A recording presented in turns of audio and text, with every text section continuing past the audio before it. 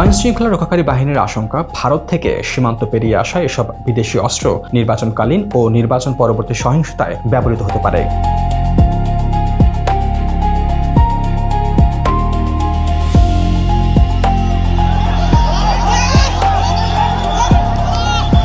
ঘনিয়ে আসছে ত্রয়োদশ জাতীয় সংসদ নির্বাচনী মাঠ ক্রমেই সরগরম হয়ে উঠছে। বিভিন্ন রাজনৈতিক দলের প্রার্থীরা দিনরাত নিজ নিজ এলাকায় গণসংযোগে ব্যস্ত। তবে এই নির্বাচনী উত্তাপের মাঝেই নতুন করে উদ্বেগ তৈরি করেছে অবৈধ আগ্নেয়াস্ত্রের চোরাচালান।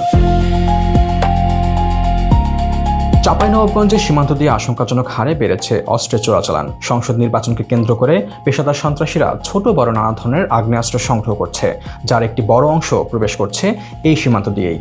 স্থানীয়দের ভাষ্য, নির্বাচনের সময় অবৈধ অস্ত্রের ব্যবহার বাড়লে পরিস্থিতি নিয়ন্ত্রণের বাইরে চলে যেতে পারে। তারা বলছেন, এখনই সমন্বিত অভিযান জোরদার না করলে সামনে বড় সংকট দেখা দিতে পারে। এখানে আমাদের অনেক আশঙ্কা থাকে যে ইন্ডিয়ার বর্ডার দিয়ে গোলাবারুদ বা অস্ত্র এখান দিয়ে আমাদের চোরাচালানের মাধ্যমে ঢুকে এবং নির্বাচনটা অনেক সময় ব্যাহত ঘটে। তো আমরা এটা কখনোই চাই না। করোনা বা যে কোনো ভাইরাসের এগেইনস্টে ফাইট মানি ব্যাকট্রলের লেফট রাইট। আমাদের বর্ডার এলাকায় যে অবৈধভাবে অস্ত্র আছে, মানে বিশৃঙ্খলা তৈরি করার জন্য যে ধরনের দ্রব্যাদি এখানে আনা হয় বর্ডার দিয়ে, সেগুলো প্রশাসনের কঠোর হস্তক্ষেপে জিরো টলারেন্সে তাকে থাকতে হবে সুন্দর নির্বাচনের জন্য। সম্প্রতি একাধিক অস্ত্রের চালান জব্দের পর বিজিবি কর্মকর্তারা জানিয়েছেন, আসন্ন জাতীয় সংসদ নির্বাচনকে কেন্দ্র করে দেশের আইন শৃঙ্খলা পরিস্থিতি অস্থিতিশীল করার লক্ষ্যেই এসব অস্ত্র আনা হচ্ছিল বলে প্রাথমিকভাবে ধারণা করা হচ্ছে। সীমান্ত দিয়ে অস্ত্র প্রবেশ ঠেকাতে টহল ও তল্লাশি কার্যক্রম বাড়ানো হয়েছে বলে জানায় বিজিবি।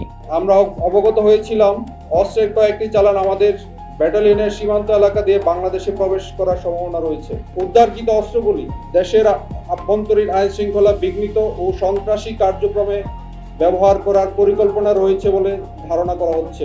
এদিকে পুলিশ জানিয়েছে, পরিস্থিতি নিয়ন্ত্রণে রাখতে অস্ত্রবাজ ও সন্ত্রাসীদের তালিকা তৈরি করা হয়েছে। নির্বাচন পূর্ব ও নির্বাচন পরবর্তী সময়ে যে কোনো ধরনের সহিংসতা প্রতিরোধে বিশেষ নিরাপত্তা পরিকল্পনা নেওয়া হয়েছে। যারা আসলে অস্ত্র ব্যবসার সঙ্গে জড়িত বা এই জাতীয় কর্মকাণ্ডের সাথে যুক্ত আছে তাদের তালিকা আমরা করেছি এবং আমাদের অভিযান অব্যাহত আছে। আমরা নিয়মিতভাবে অভিযান পরিচালনা করছি এবং আপনারা জানেন যে গত মাসে আমরা একটি পিস্তল উদ্ধার করেছি। আমাদের চেকপোস্ট শুরু হয়েছে, প্রতি থানাতে 3টি করে চেকপোস্ট চলছে এবং মেইন পয়েন্টে আমরা চেকপোস্ট করার চেষ্টা করছি, যাতে কেউ যদি গাড়ি ঘোড়াতে বা মোটরসাইকেলে করে এই জাতীয় কর্মকাণ্ডের সাথে যুক্ত থাকে আমরা যেন তাদেরকে গ্রেপ্তার করতে পারি এবং আইনের আওতায় আনতে পারি। সেজন্য আমাদের কার্যক্রম অব্যাহত আছে এবং আগামী নির্বাচন কিছুদিন পর পর্যন্ত এই ধারা অব্যাহত থাকবে। চাঁপাইনবাবগঞ্জ সীমান্তে দায়িত্বরত বিজিবি ব্যাটালিয়নের তথ্য অনুযায়ী গত বছরের ডিসেম্বর থেকে এখন পর্যন্ত 11টি বিদেশি পিস্তল, 17টি ম্যাগাজিন এবং 50 রাউন্ড গুলি জব্দ করা হয়েছে।